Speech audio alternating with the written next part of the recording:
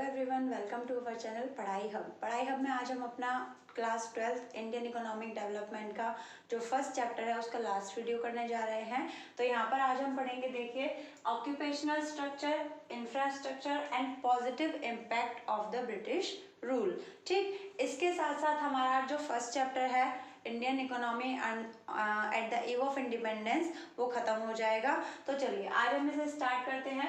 Occupational structure, तो देखिए occupational structure होता क्या है। ऑक्यूपेशनल स्ट्रक्चर का मतलब होता है it refers to distribution of working population across primary, secondary and tertiary sector of the economy. इसका मतलब हमारी जो भी वर्किंग पॉपुलेशन है उसमें से कितनी कितनी पॉपुलेशन एग्रीकल्चर मतलब प्राइमरी सेक्टर में, कितनी पॉपुलेशन सेकेंडरी सेक्टर में और कितनी पॉपुलेशन टर्टियरी सेक्टर में काम कर रही है, उसी को हम अपना ऑक्यूपेशनल स्ट्रक्चर कहते हैं। ठीक, ऑक्यूपेशनल स्ट्रक्चर की अगर हम बात करें तो 1951 में हमारा ऑक्यूपेशनल स्ट्रक्चर कैसा था, तो देखते हैं। सबसे पहले हमारा जो प्राइमरी सेक्टर था, प्राइमरी सेक्टर जिसमें नॉर्मली हमारा एग्रीकल्चर सेक्टर आता है, तो प्राइमरी सेक्टर में अप्रोक्स 72.7% पॉपुलेशन काम कर रही थी। उसके बाद सेकेंडरी सेक्टर में 10.1% पॉपुलेशन एंगेज थी एंड थर्ड सेक्टर जो हमारा था टर्टियरी सेक्टर, उसमें 17.2% पॉपुलेशन ऐसी थी जो कि इस सेक्टर में काम कर रही थी। कब? 1951 में। उसके बाद हम बात करें agriculture sector. Agriculture sector the principal source of occupation, क्योंकि उस टाइम पर 1951 में जो हमारा एग्रीकल्चर सेक्टर था वो सबसे मेन, जो हम कहते हैं एक तरीके से प्रधान जो सोर्स होता है, जो सबसे मेन सोर्स होता है वो था ऑक्यूपेशन का।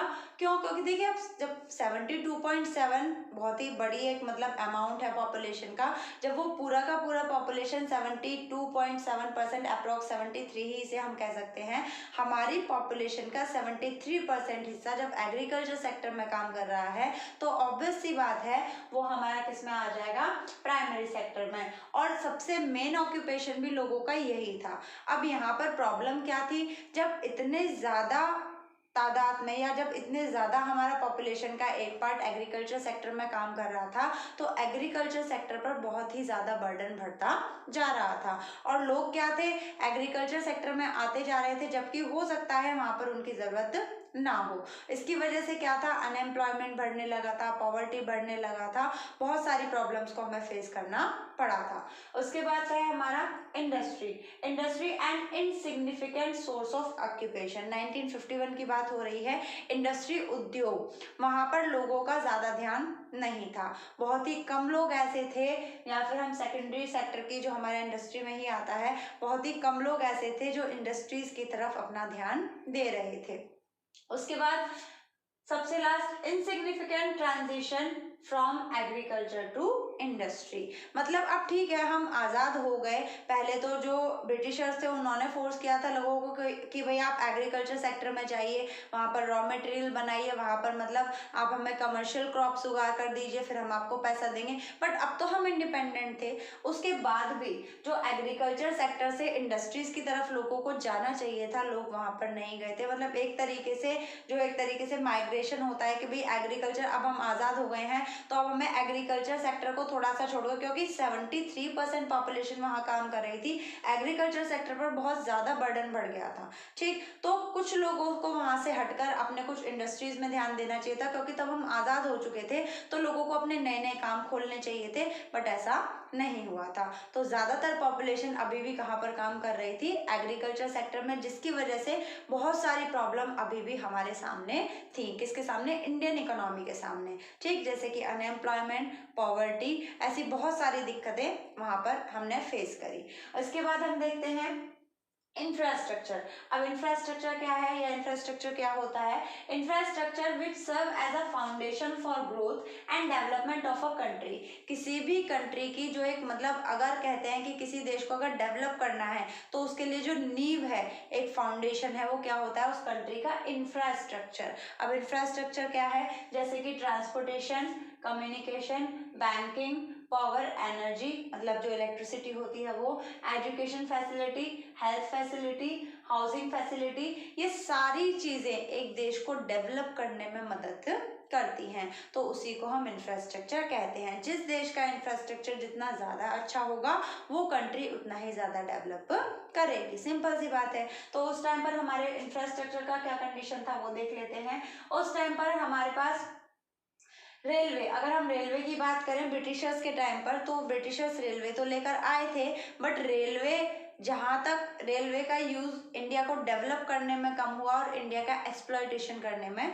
ज़्यादा हुआ, क्योंकि जब ब्रिटिशर्स उसे 1950 में पहली बार इंडिया में रेलवे आई थी ब्रिटिशर्स के द्वारा, तो जब ब्रिटिशर्स उसको लाए तो उस टाइम पर जो मतलब मेन काम था रेलवे का वो सिर्फ ब्रिटिशर्स के लिए ही था, इंडियंस उसे यूज भी नहीं करते थे, या फिर आप कह सकते हैं इंडियंस के लिए रेलवे यूज करना प्रोहिबिटेड था एक तरीके से। तो अगर हम कह सकें कि रेलवे उस टाइम पर आई तो इंडिया में, इंडिया का इंफ्रास्ट्रक्चर तो अच्छा हुआ, बट रेलवे उस टाइम पर इंडिया की इकोनॉमी को डेवलप करने के लिए नहीं लाई गई थी, बल्कि इंडिया का एक्सप्लॉयटेशन करने के लिए लाई गई थी। मतलब हम ज़्यादा से ज़्यादा सामान यहाँ से ले जा सकें और वहाँ से ज़्यादा फिनिश गुड्स यहाँ पर लाकर इंडिया की मार्केट में बेच सके।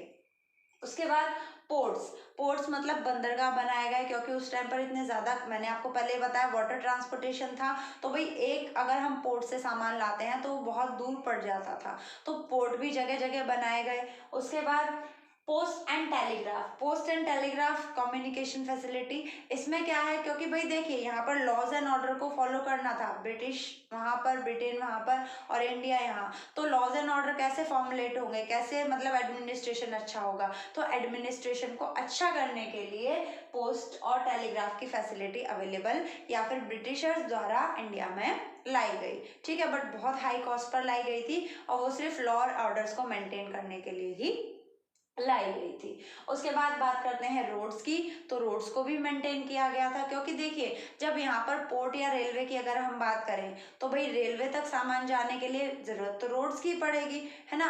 तो भाई जब वहाँ पर गांव देहात ज़्यादा थे, बारिश वगैरह हो जाती थी, उसमें गड्ढे हो जाते थे, बहुत ही दिक्कत होती थी सामान को रेलवे तक या रेलवे स्टेशन तक ले जाने में, तो रोड्स का भी डेवलपमेंट किया गया। तो बट वही बात है, रोड्स का डेवलपमेंट ब्रिटिशर्स ने किया तो, बट इंडिया को डेवलपमेंट करने के लिए नहीं, इंडिया को एक्सप्लॉइट करने के लिए। क्लियर, चलिए इसके बाद आता है हमारा positive impact of British rules. अभी तक हमने पढ़ा कि on the eve of independence हमारे साथ ये हुआ, ब्रिटिशर्स ये करके गए, ऐसा करके गए, हर चीज़ को ऑलमोस्ट उन्होंने डिस्ट्रॉय कर दिया। अब हम पढ़ेंगे कि क्या कुछ ऐसा था जो हमें ब्रिटिशर्स से पॉजिटिवली सीखने को मिला, या फिर ब्रिटिशर्स हमें कुछ पॉजिटिव देकर गए, तो ऐसे कुछ पॉइंट्स अब हम पढ़ेंगे। तो यहाँ पर हमें दे रखा है सबसे पहले commercial outlook of the farmers. तो यहाँ पर जो ब्रिटिशर्स थे वो कमर्शियल आउटलुक देकर गए, किसको, फार्मर्स को। जो पहले के फार्मर्स थे, जो पहले के किसान होते थे, वो क्या करते थे, अपने सेल्फ कंजम्पशन के लिए जो क्रॉप्स का कल्टीवेशन करते थे या फिर और लोगों के खाने के लिए करते थे, वो वहाँ पर खेती बाड़ी का व्यापार नहीं करते थे, ठीक है। तो वहाँ पर खेती बाड़ी का व्यापार करना, उनको कमर्शलाइज करना कौन सिखा कर गया, ब्रिटिशर्स सिखा कर गए, जिससे हमारे फार्मर्स को बहुत बेनिफिट हुआ।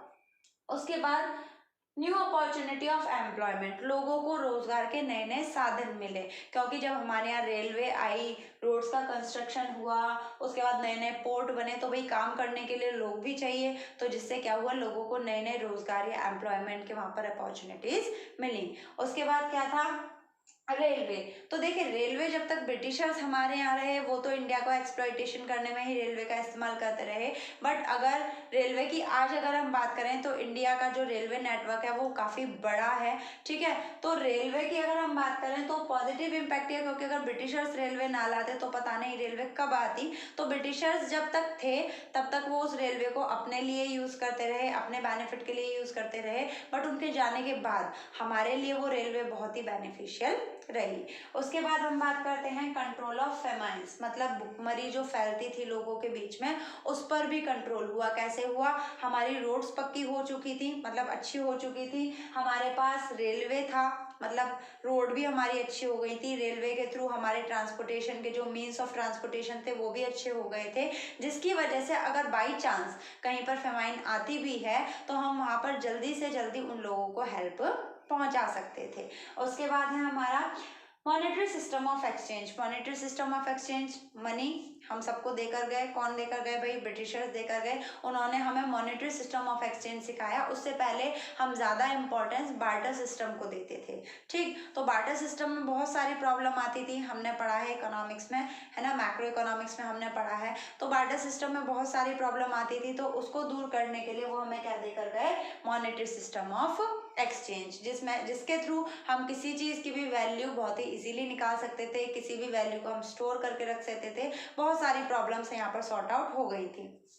उसके बाद at last effective system of administration, काम कैसे करना है, आपको एफिशिएंसी से वर्क कैसे करना है, अपने रिसोर्सेज को यूटिलाइज कैसे करना है, किस तरीके से लोगों से काम करवाना है, ये सारा एडमिनिस्ट्रेशन करना कौन सिखा कर गया, ब्रिटिशर्स। तो ये था हमारा फर्स्ट चैप्टर जो हमारा फिनिश होता है। इसके बाद अगर आपको इस वाले चैप्टर में कोई भी टॉपिक नहीं समझ में आया हो या अगर आपको कोई डाउट हो तो आप कमेंट सेक्शन में जाके मुझसे पूछ सकते हैं। This is it for today. Please like, comment and share with your friends. Thank you.